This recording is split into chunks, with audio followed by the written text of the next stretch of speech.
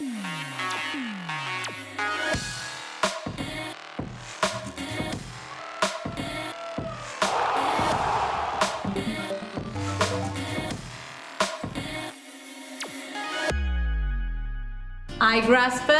साप्ताहिक समाचार कैप्सूल में आप सभी का स्वागत है।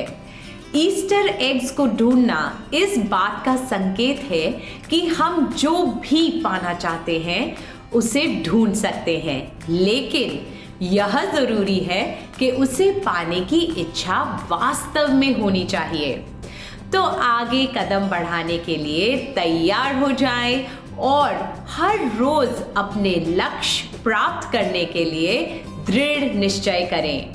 आज के कैप्सूल के मुख्य आकर्षण हैं: शिक्षा मंत्री ने कक्षा 3 से 12 तक के लिए एनसीईआरटी पाठ्यक्रम पर आधारित कॉमिक्स लॉन्च किए।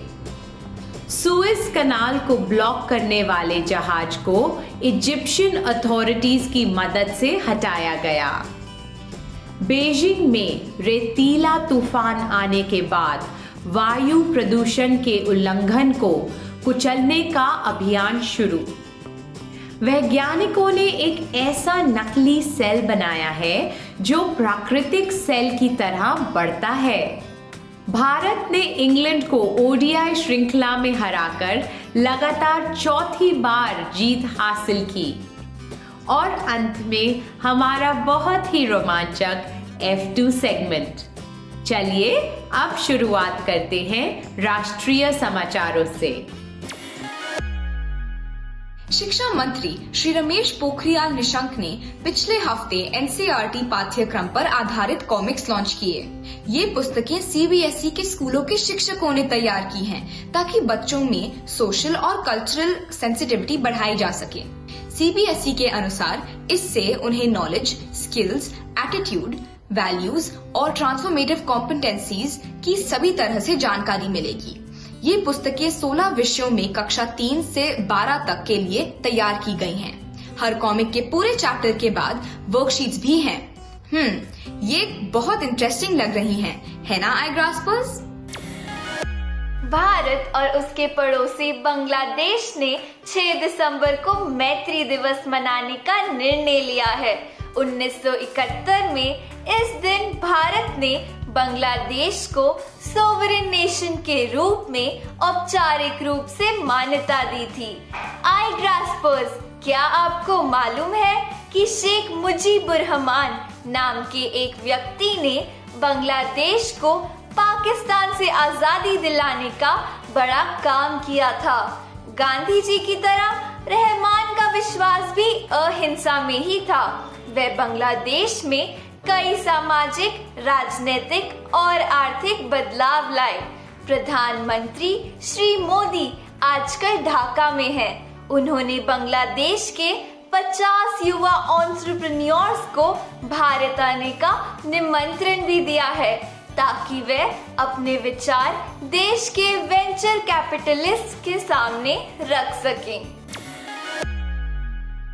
क्या आपको मालूम है iGraspers कि स्विस नहर दुनिया की बिज़ीएस्ट ट्रेड रूट्स में से एक है। ये यूरोप को एशिया से जोड़ती है और यहाँ हर रोज हजारों जहाज आते जाते हैं। पिछले हफ्ते वहाँ ट्रैफिक जाम जैसी स्थिति बन गई थी। उस नहर में MV एवर गिवन जहाज डायगनली फंस गया था। इस जहाज की लंबाई 4 फुटबॉल मैदानों से भी ज्यादा है। इसके कारण ग्लोबल ट्रेड में गड़बड़ी पैदा हो गई थी। यहाँ तक कि इससे पिछले कुछ दिनों में तेल की कीमतों में भी काफी उतार चढ़ाव आते रहे। इजिप्शियन फोर्सेस ने कई टगबोट्स की सहायता से उस जहाज को घुमाकर नहर का रास्ता खुलवाया। विशेषज्ञों का कहना है कि अभी तो ये संकट टल गया है, लेकिन इससे कई शिपमेंट्स का बैकलॉग पैदा होने के कारण 2022 तक ग्लोबल ट्रेड प्रभावित रहेगा। iGraspers, क्या आपने कभी सोचा है कि स्पेस में एस्ट्रोनॉट्स इतनी एक्सट्रीम कंडीशंस में अपना खाना कैसे उगाते होंगे? यह प्रोसेस बहुत ही कठिन था, जो अब इंटरनेशनल स्पेस स्टेशन में एक नए बैक्टीरियल स्ट्रेन की खोज से आसान हो गया है। इस नए स्ट्रेन से एक तरह के ऐसे कंपाउंड बनाने में मदद मिल सकती है जो पौधों के लिए ज़रूरी होते हैं। इस स्ट्रेन का नाम भारतीय biodiversity scientist doctor Ajmal Khan के नाम पर रखा गया है और उसे मिथाइलोबैक्टीरियम अजमली कहा जाता है। जीवन का बेसिक बिल्डिंग ब्लॉक एक सेल होता है। अब वैज्ञानिकों ने एक ऐसा नकली सेल बनाया है जो असली सेल की तरह बढ़ता है और उसी की तरह काम भी करता है। इसके पीछे बहुत ही जटिल विज्ञान है। हम आपको बता दें कि इस सेल में जिस प्रकार के जीन्स होते हैं वह उसी प्रकार की इंस्ट्रक्शंस लेता है। इसीलिए वैज्ञानिकों ने इस नकली सेल के लिए राइट कॉम्बिनेशन ऑफ जीन्स खोजे हैं जो इसे रिप्रोड्यूस कर सकें। विज्ञान बहुत ही फैसिनेटिंग है ना आई ग्रास्पर्स? बीजिंग में अब तक का सबसे भयंकर रेतीला तूफान आया है। वहां की सरकार वायु प्रदूषण का उल्लंघन करने वाली सभी कंपनियों के खिलाफ सख्त कार्रवाई कर रही हैं। मार्च महीने के बीच में शहर में बहुत तेज हवाएं चलने लगीं। उनके साथ मंगोलिया और नॉर्थ वेस्ट चीन से बहुत से रेत के पार्टिकल्स भी उड़कर आए। इसे वहां के मौसम विभाग ने डेकेड का बिगेस्ट सैंडस्टॉर्म बताया है। हालांकि यह मुख्य रूप से बाहरी कारणों से हुआ है, लेकिन यहाँ की सरकार का कहना है कि वे सभी लोकल कंस्ट्रक्शन साइट्स की इंस्पेक्शन करके उन सभी दोषी कंपनियों को पनिश करेंगे जो कंस्ट्रक्शन डस्ट और कचरे की सफाई समय पर नहीं कर रही हैं। आई ग्रास्पर्स, क्या आपको मालूम है कि जानवरों को खाना खिलाने के लिए किसानों को बहुत कुछ करना पड़ता है? आमतौर पर किसान अपने जानवरों को सोया या फिश मील खिलाते हैं। इन दोनों को बनाने के लिए उन्हें काफ़ी खर्चा करना पड़ता है। ऐसा लगता है कि यूके की एक कंपनी ने कार्बन डाइऑक्साइड को प्रोटीन में बदलकर इसका हल ढूंढ लिया है। ये सस्ता तो होगा ही, साथ ही इससे फैक्ट्रियों से निकलने वाली बहुत अधिक कार्बन डाइऑक्साइड का उपयोग भी हो जाएगा। अब ये है ना एक बड़ी खोज ना आई ग्रास्पर्स? आई ग्रास्पर्स, क्या आपने फाइंडिंग नीमो फिल्म देखी है? ऑस्ट्रेलिया की एक बहुत सुंदर पीकॉक स्पाइडर की नई प्रजाति का नाम फाइंडिंग नीमो फिल्म के पिक्सर कैरेक्टर नीमो पर रखा गया है, जो फिल्म में एक क्लोन फिश थी। इस पीकॉक स्पाइडर का चेहरा वाइब्रेंट ऑरेंज है जिस पर सफेद धारियां हैं और इसका आकार चावल के एक दाने के बराबर है। यह एक अनोखी नई प्रजाति है जो गीली और दलदल वाली जगह पर रहती है। आमतौर पर पीकॉक स्पाइडर अपने डांस के लिए प्रसिद्ध है।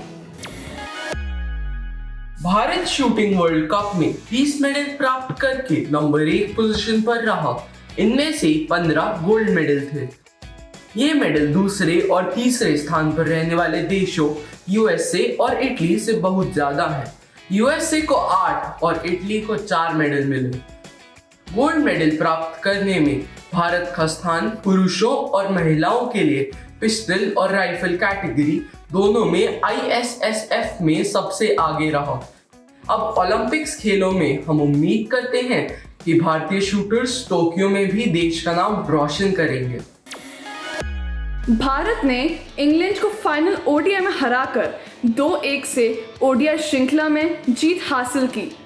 इंग्लैंड के सैम कुर्रन ने 329 रन की फिनिश लाइन तक जाने के लिए बहुत जोर लगाया, लेकिन टी नटराजन ने भी शांति से खेलते हुए उन्हें श्रृंखला जीतने के लिए फाइनल ओवर में 13 रन नहीं बनाने दिए। ऋषभ पंत और हार्दिक पांड्या ने भागीदारी करके भारत को कॉम्पिटिटिव टोटल तक पहुंचाया। इंग्लैंड के बैट्समैन कुछ नहीं कर पाए क्योंकि भुवनेश्वर कुमार ने अपने पहले 2 ओवर्स में ही इंग्लैंड के दोनों ओपनर्स को डिसमिस कर दिया। भारतीय टीम ने अब पिछली 4 सीरीज जीतकर यह संकेत दिया है कि वे इस सीजन के IPL में जाने के लिए तैयार हैं। आगे बढ़ो टीम इंडिया, हमें आप पर गर्व है। मणिपुर में होली का त्योहार बहुत ही रोचक ढंग से मनाया गया। स्पोर्ट्स फेस्टिवल, इसका नाम याओशेंग रखा गया, जिसमें पिचकारियों, पानी के गुब्बारों, रंगों के साथ होली मनाई गई और साथ ही इसमें कम्पिटिटिव स्पोर्ट्स भी थे।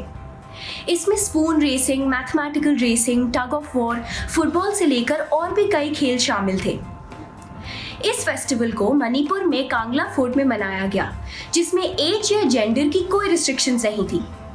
आई ग्रास्प, आपने अपनी होली कैसे मनाई? हमें नीचे कमेंट सेक्शन में बताएं।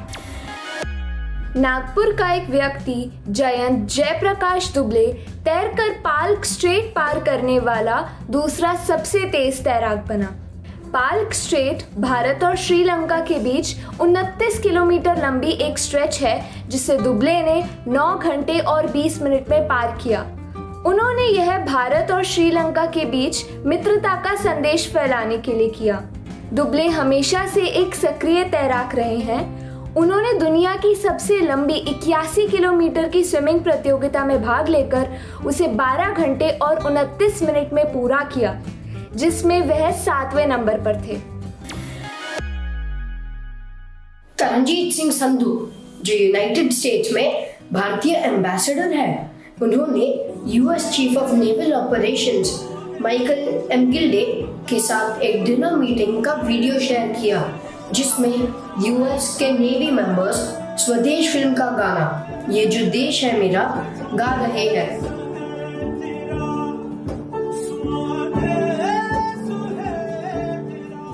एम्बेसडर ने यह वीडियो एक सोशल नेटवर्क प्लेटफॉर्म ट्विटर पर शेयर किया। वीडियो को 196,000 लोगों ने देखा और 14,900 लोगों ने लाइक किया। आई ग्रास्पर्स, हमें अपने देश की संस्कृति पर गर्व होना चाहिए, जिसके कारण उसे पूरी दुनिया में सम्मान मिल रहा है। इस सप्ताह का मुहावरा है हाथ पांव मारना, जिसका मतलब है प्रयास करना। ब्राह्मण शेर से बचने के लिए अंत तक हाथ पांव मारता रहा। हड़प्पा पाकिस्तान की आर्कियोलॉजिकल साइट फिर से समाचारों में है। यह ओल्ड ब्रोंज एजेस में से सबसे अधिक विकसित संस्कृति के लिए प्रसिद्ध है। राजस्थान में हाल ही में की गई खुदाई से पता चला है कि हड़प्पा के लोग करीब 4000 साल पहले हाई प्रोटीन लड्डू खाते थे। यह इस बात का संकेत है कि वे नम और अच्छी जलवायु में खेती करते थे और इस प्रकार के अनाज उगाते थे। 2600 BC के यह लड्डू अच्छी हालत में पाए गए थे। इनके ऊपर एक हार्ड स्ट्रक्चर गिरने से उनके ऊपर की छत की तरह बन गया था। लेकिन इन लड्डुओं के बारे में एक अजीब बात यह है कि पानी में डालने से इनका रंग जामुनी हो गया था। इन लड्डुओं के नमूनों को साइंटिफिक एनालिसिस के लिए भेज दिया गया है। बूझो तो जाने, ऐसी कौन सी चीज है जो पानी में गिरने पर भी गीली नहीं होती? वो है हमारी परछाई। पहचानो कौन? ये मार्शल आर्टिस्ट और अभिनेता कई फिल्मों में प्रोड्यूसर, डायरेक्टर और कोरियोग्राफर रहे हैं। इन्होंने कई फिल्मों में गाने भी गाए हैं। ये महान फिल्म स्टार अपने unique acrobatic fighting style, comic timing और एक्साइटिंग स्टंट्स के लिए मशहूर हैं। उन्हें हॉलीवुड वॉक ऑफ फेम और हांगकांग एवेन्यू ऑफ स्टार्स से सम्मानित किया गया। जी हाँ, आपने सही पहचाना, ये जैकी चैन ही है। क्या आपको मालूम है कि जापानी वीडियो गेम्स की सीरीज चैन की कई फिल्मों पर बनाए गए हैं? क्या आपको मालूम है कि पृथ्वी का 97% पानी नमकीन है? समुद्रों में पाए जाने वाले पानी का खारापन हर स्थान पर अलग अलग है। अटलांटिक ओशन पैसिफिक ओशन से ज्यादा खारा है। Quiz time. विश्व का सबसे खारा पानी कहाँ पाया जाता है? अपने उत्तर contact us at igrass.com पर लिख भेजिए। पिछले सप्ताह के क्विज के जवाब।